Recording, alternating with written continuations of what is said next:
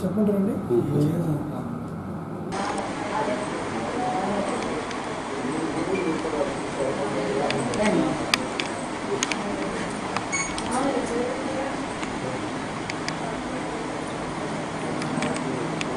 అలాగే ఉంది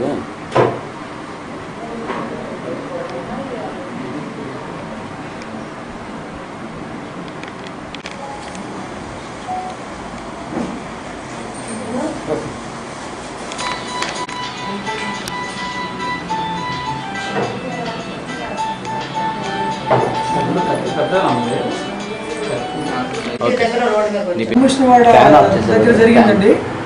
రాత్రి ఈ చెన్నవిష్ణువాది శ్రీ చైతన్య కాలేజీలో ఫస్ట్ ఇంటర్ చదువుతున్న కుర్రాళ్ళు అందరూ ఒకటే క్యాంపస్ ఫస్ట్ ఇంటర్ చదువుతున్నారు.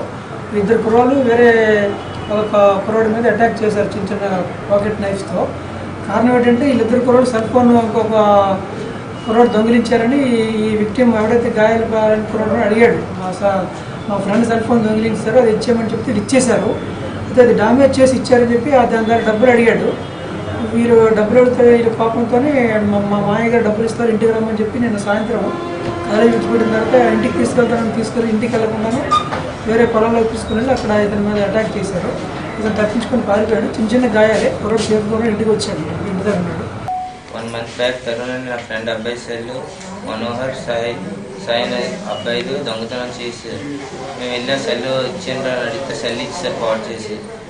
దాని మనీ ఇవ్వండిరా అని అడిగితే 1 month టైం కావాలని చెప్పి టైం అడిగారు.